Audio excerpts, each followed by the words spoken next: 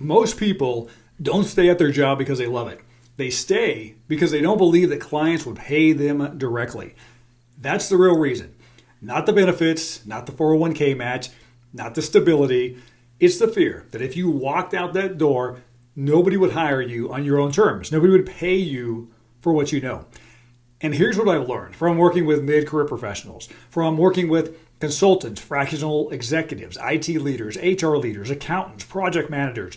That fear is almost always wrong, but it's wrong in a very specific way. You don't need what you think you need to get clients. And today I'm going to show you what you actually need.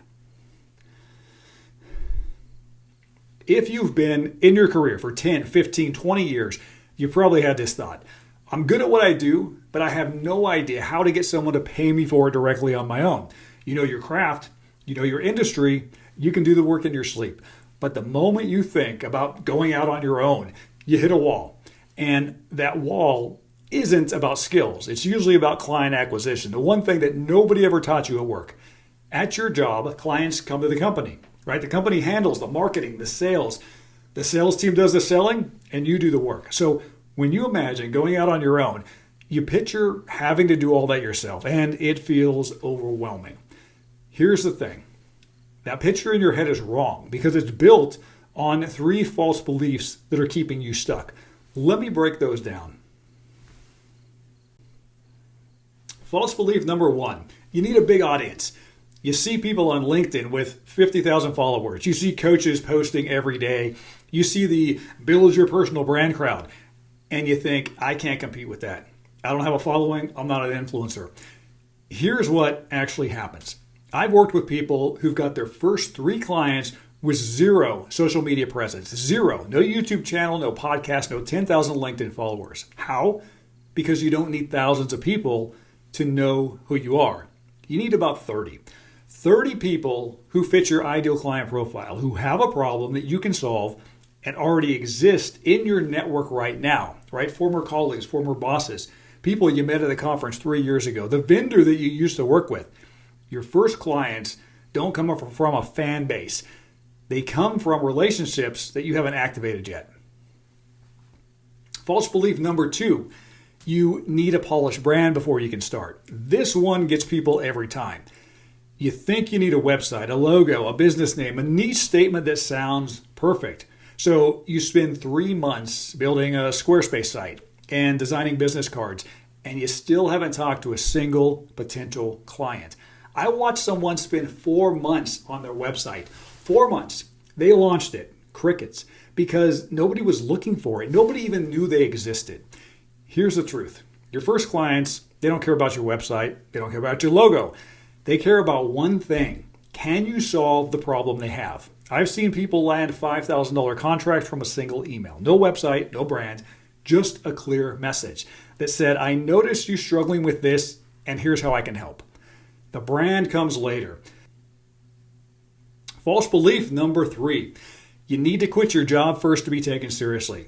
This is the scariest one because it feels like a prerequisite. Like you can't call yourself a consultant while you're still getting a W-2. Like nobody will hire you until you're full-time. That's backwards. The smartest professionals I've worked with, they don't quit, they build. They keep their job, they take on 1 client at a time, then 2, then 3, and at some point, the side income starts competing with their salary. And that's when they walk away on their own terms with clients already in place. I'm not saying it's easy to do both. It's not. But it's a lot easier than quitting with no income, no clients, and nothing but hope. The people who succeed, they don't leap, they build a bridge. So, if you don't need an audience, a brand, or a resignation letter, what do you actually need? You need 3 things. First, you need to identify a painful problem that people will pay you to solve. Not what you're good at, not a job title, a problem that keeps somebody up at night. For an IT leader, that might be systems migration risk. For an HR leader, it might be compliance audits, eating their team alive. For an accountant, it might be clients who need fractional CFO work but can't afford someone full time. The problem isn't your skill, it's the pain behind it. Second, you need to package a small outcome, not a 6-month end game, a small transformation with a specific result that somebody can get in a specific time frame. I'll help you audit your HR compliance in 2 weeks. I'll map out your infrastructure and flag the 3 biggest risks. Someone that can say yes to something without overthinking it. And third, you need to start with people who already know you. Not cold outreach, not cold DMs, not Facebook ads. People who already trust you enough to take the call. Your network is actually bigger than you think. And the ones who can't hire you, they know somebody who can. That's it. A painful problem, a small outcome, and a warm conversation. That's how you get your first 3 clients.